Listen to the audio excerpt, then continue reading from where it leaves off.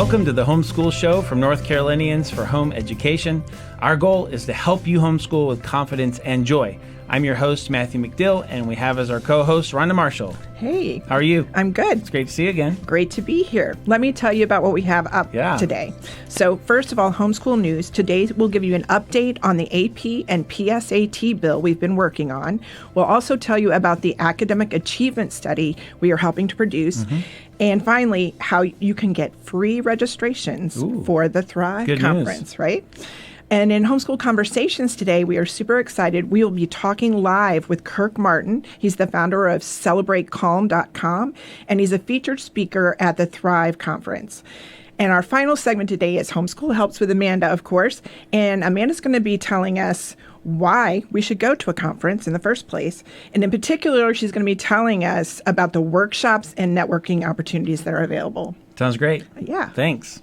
All right, starting off with homeschool news, we're going to tell you about this bill for AP and the PSAT exams for homeschool students. And the bill has been filed and it's passed its first reading. So in the past few years, it has become more difficult for homeschoolers to find schools that will allow them to take these tests. And since going to the schools is the only way you can take these tests, the PSAT and the AP, NCH has been working on getting this bill through where schools will basically have to open their doors to homeschool students instead of it's been just a lot more difficult to do that recently. Challenging. Mm-hmm. So on March 17th, we received a draft bill, made some suggestions, and sent it back. On March 29th, Senate Bill 411 was filed by Senators Paul Newman, Warren Daniel, and Ralph Heiss. On March 30th, it passed the first reading in the Senate session. It has been passed to the Higher Education Committee. That committee is chaired by Senators Amy Galey and Michael Lee. Senator Lee is a sponsor of the bill. So here's what you can do. You can contact your senator and let them know that you support this bill. And if you want to know more about how this is going to go, it is at nche.com/PSAT bill. You can find out updates on what's going to be going on with that. Awesome. Now, let me tell you about the academic achievement study that we're participating in. We're working with 30 other state organizations across the nation, also the National Home Education Research Institute, the Family Protection Council, and BJU Press Homeschool to gather fresh data about homeschool testing scores. Homeschool students consistently achieve high test scores, and this information helps us all promote and defend home education as we share it with homeschool families and with homeschool support organizations, media outlets, policymakers, courts, and the general public. Find out how you can contribute to this nationwide research study at nche.com and look for the Academic Achievement Study graphic. And finally, let's get to the free Thrive homeschool registrations for the conference. Did you know that there are ways you can attend that are absolutely free? First of all, if you recommend Thrive, tell your fellow homeschoolers about it. And if 3 paying first-timers register and they put your name in their registration, then you will have a free registration and it'll be reimbursed if you've already signed up. Right. Also, parents of preschoolers, if your oldest child is under the age of 5, they can't turn 5 before September 2023, and you have never attended the conference, then your registration is free. But pre-registration is required, so make sure to take care of that on the website. And finally, if you volunteer 10 hours, you can get your registration reimbursed. So avail yourself of all those free conference entrances. Right. Yeah. And speaking of the conference, we now get to talk to one of our featured speakers, Kirk Martin. He's the founder of CelebrateCalm.com, host of Calm Parenting Podcast, and Homeschooling Father. He has shown almost a million parents how to stop the yelling, defiance, and power struggles with the most strong-willed children.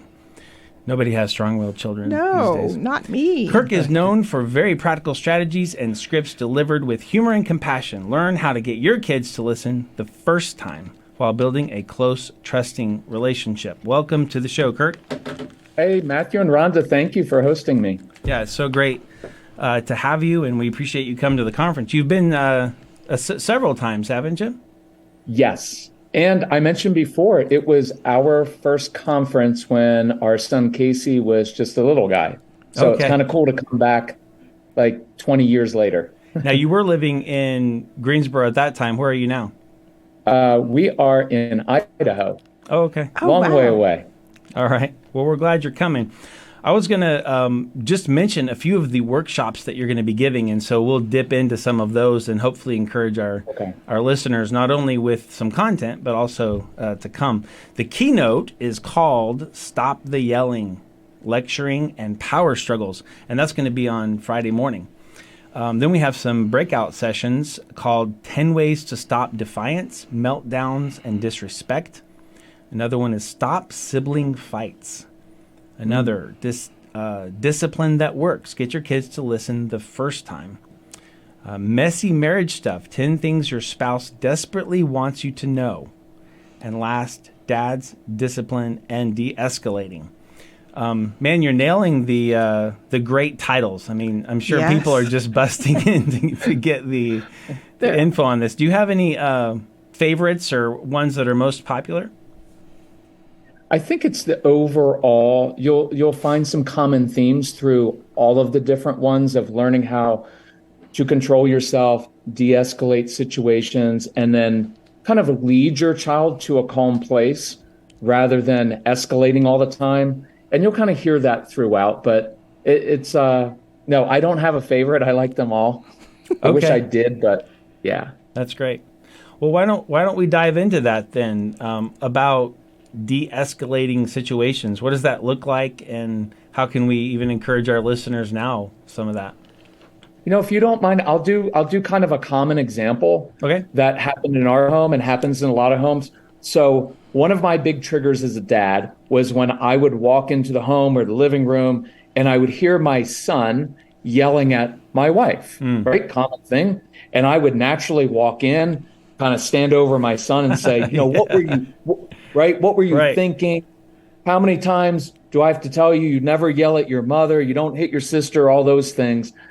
And it just began a process of escalating the situation. And also what I realized as a dad later was I was in a way taking out my frustration on my son. And because he didn't always make things easy, right? Like just putting your shoes on, doing schoolwork, it was kind of a big fight. And so I would take that out on him. And there were times, and I don't know with your kids if you ever notice this, like their faces are red, they're melting down, their eyes are kind of aflame. And I knew that my son was kind of emotionally gone, right past that point of no return. And yet I would keep going with things like, you know what, keep it up, young man. You've already lost your video games for 1 week. You want to make it 2 weeks, right? And then the strong-willed child's going to say, let's just make it 4 weeks. Because they always want to amp things up. And they also know, well, what are you going to do with me if I don't have my video games or screens for a month? And so he would go off crying, run up to his room, slam his door. And then as a dad, that would make me feel justified in a way, right? Like, look what my son just said to me. Look at him yelling at his mother. He slammed the door. And I would feel justified in having yelled at him. But what I realized later that I was repeating the same pattern that I had learned from my own dad. My dad was a career military Depression era dad, and kind of all he knew was fear and intimidation, right? And so the main point of this part of the story is, here's what I was really communicating to my son. Casey, I need you to behave, because if you don't behave and do exactly what I tell you to do, I'm not sure I can behave, and you do not want to see me angry. That's the threat, yeah.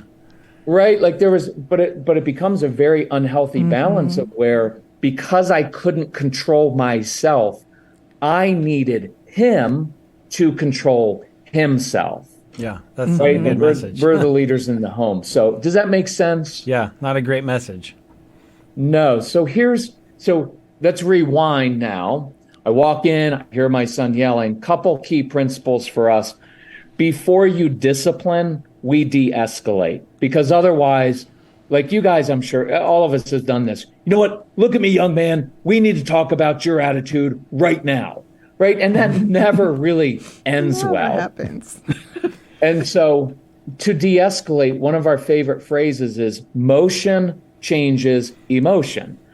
We like using movement with a strong-willed child because talking a lot with a really upset child tends to make them more upset. They tend to be in a very irrational, emotional state of mind. And that's when we pull out the rational lecture. Well, it doesn't connect. But the idea of movement is, I know my child is angry or frustrated, something's going on, and giving him a little bit of movement in that and space in that time helps to calm things down so that we can get to the rational discussion. So here are two quick ones. I walk in the room, hey, Case, listen, I can tell you're frustrated. Listen, I grabbed a football. When you're ready, if you want to come outside and play catch with me, I would love to help you with whatever you're struggling with. Hey, Case, I can tell you're frustrated. Listen, I'm going to go in the living room and dump the Legos out. When you're ready, if you want to come build a spaceship with me, I can help you out. So the process is, there's a little bit of intensity that I'm using. Hey, I can tell that you're frustrated. I didn't ask him to identify his emotions, because when you ask your kids what's wrong, they usually say, I don't know. And so as the adult, I kind of know what his emotions are. I can tell when he's angry or frustrated. Yeah. So the intensity is validating, a little bit calming. And then there's an invitation. And the reason that I like this is I believe it's modeling what God does for us. When we mess up, when we're in an irrational state, God doesn't say, hey, go to your room, figure things out, and then come back to me when you're all together. Yeah, right. He says, no, you come to me boldly, right? In time of need, come boldly to the throne of grace. And there's no blame or guilt in any of this that we do, because I know that it's hard raising these kids, but oftentimes we're not inviting kids to the throne of grace. We're kind of entering in and putting shame on them. And I want my child, whether he comes out to play catch, or we're building with Legos, or we're coloring, or we're filling up a backpack with things to take to the homeless shelter, some activity, I am now inviting the child to be with me, because I am the grown-up who has the wisdom and tools to help him with whatever is causing him to be angry or frustrated. Does that make sense at all? Yeah, sure does. So much sense. So good. And if I can ask, of course, while you're waiting outside with the football, he's not allowed to just stand there and continue to yell at mom, right? Right. And in most cases, what will happen is that with dad or mom entering the scene. Look, I'll give you one other. There's a busy homeschooling mom with 4 kids, right? You can't just be like, hey, I'll meet you outside. But you could say this to the really upset child. You could say, oh, man, if I were you, I'd be frustrated too. Hey, could you do me a favor? Could you go in the pantry, grab this jar of spaghetti sauce? Could you get that top off for me? And part of the process is when kids are upset, they tend to feel out of control.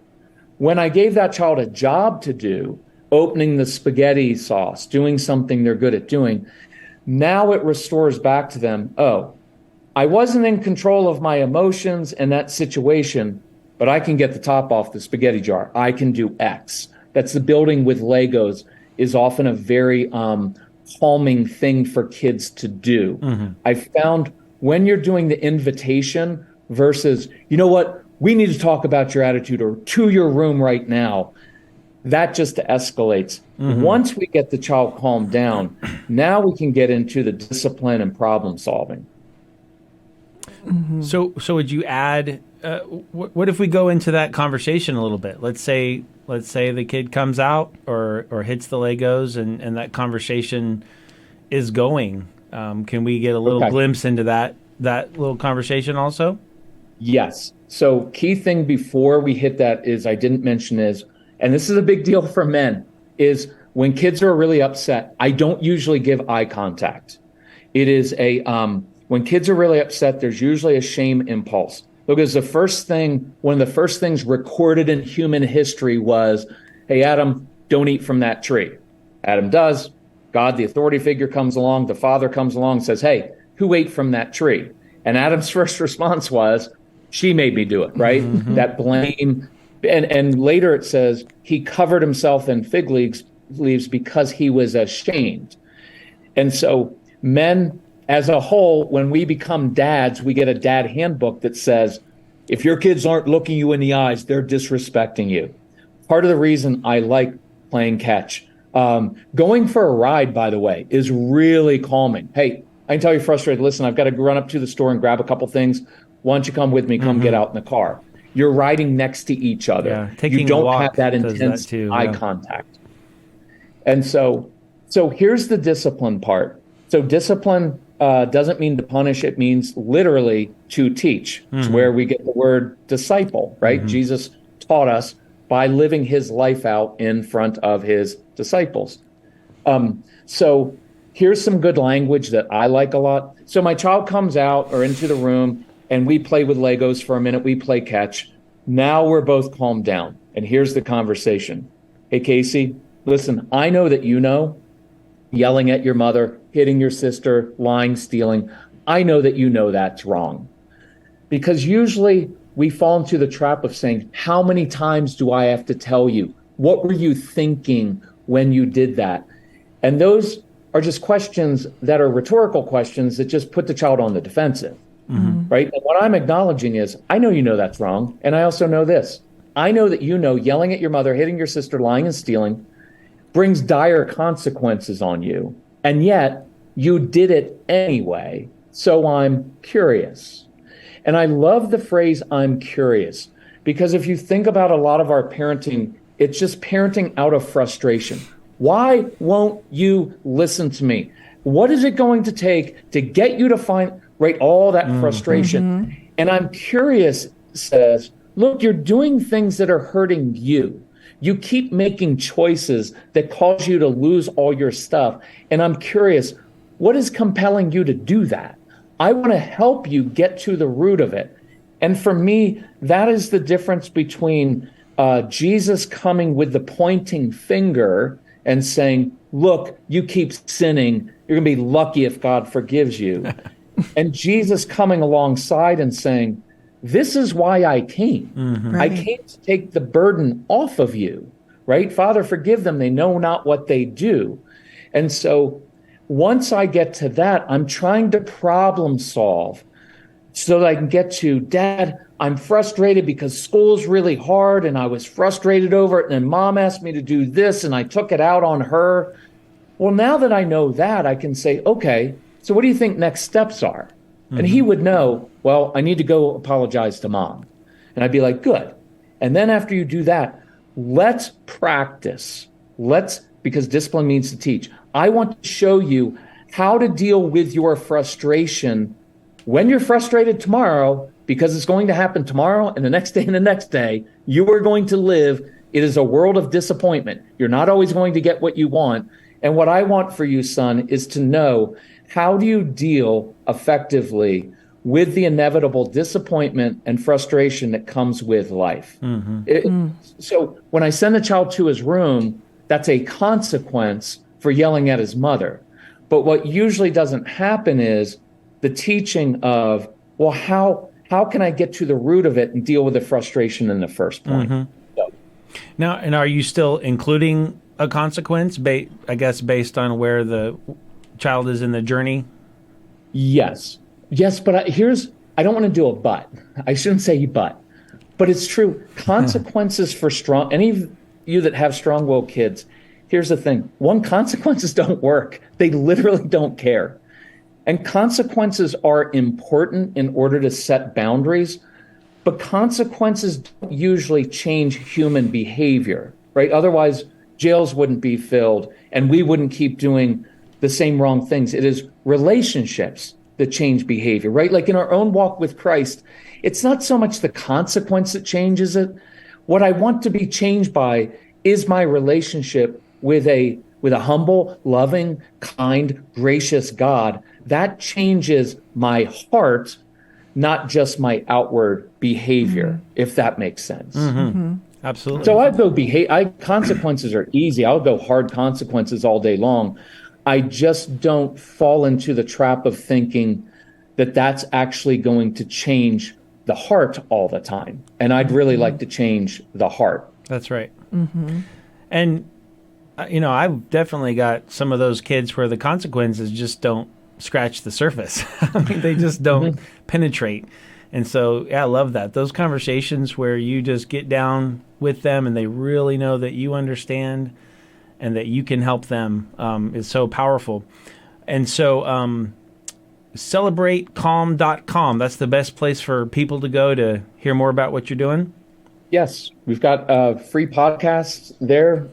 Everybody's welcome to listen on. I think there's over 300 episodes. Try to keep them short and sweet. Great. So. All right, we've been talking to Kirk Martin. He is one of our featured speakers. He'll be giving the keynote on Friday morning. We are so glad that you're coming, and thanks for joining us today. Hey, thanks, guys. Have a great afternoon. All right, see you soon. Thanks. Nice to see you. All right, our next segment is Homeschool Helps with Amanda, and today she's going to tell us why we should go to a homeschool conference, and in particular, she's going to tell us about the workshops and networking opportunities that are there. So let's take a look.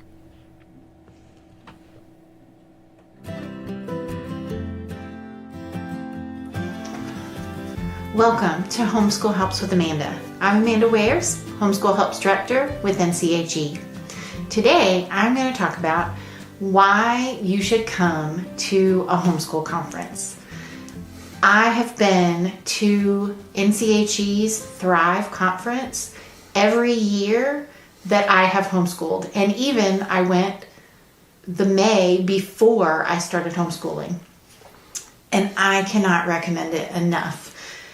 Today, I'm going to do 2 segments on why you should come. I think it's so important.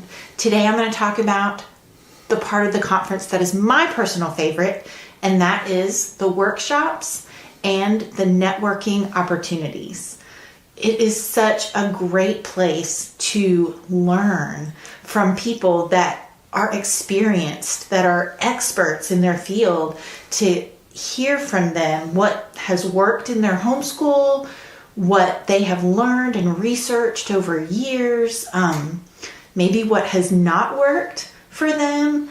And there's also, in addition to the many workshops to choose from, on everything from how to get started with homeschooling, how to homeschool high school, how to homeschool specific subjects, topics on parenting, topics on discipling your kids, workshops just for the teens about apologetics and defending their faith. There is truly a workshop for everyone and every need, wherever you are in your homeschool journey. Then there's also networking opportunities.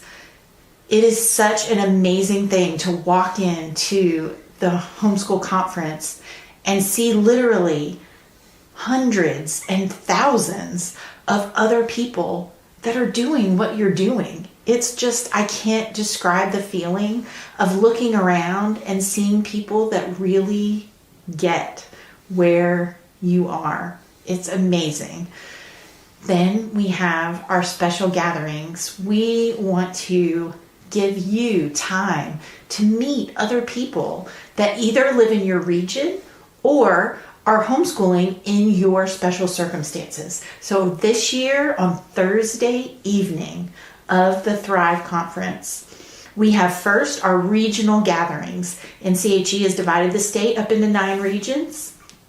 Each one has its own special gathering where you can come and meet people, find out about opportunities in your area, meet your regional liaison, and just network. It's a great chance to make some friends, find out about what's going on in your area. Then after that, there are special gatherings for everyone that is homeschooling in a particular circumstance. We have gatherings for people homeschooling special needs kids, single parent homeschoolers, working full-time while homeschooling, homeschooling with a chronic illness, and more. So go to nche.com/thrive And you can find all this information, how to register, the workshop schedule, so you can get excited and plan what you want to go to and find out all about the special gatherings. So I hope to see you at Thrive in May. I hope I've convinced you. Awesome. So thanks so much for joining us this week. It's not lost on us that you're a busy homeschool parent and have lots of other things to do. So thanks for spending time with us. We'd love to hear from you. Give us feedback or give us any questions at the Homeschool Show at nche.com. Also help us by subscribing, rating, suggesting to your friends about this podcast if you found it helpful and informative. And you can find out more about how to subscribe and everything else at nche.com/The Homeschool Show. Until next week, continue to homeschool with confidence and joy.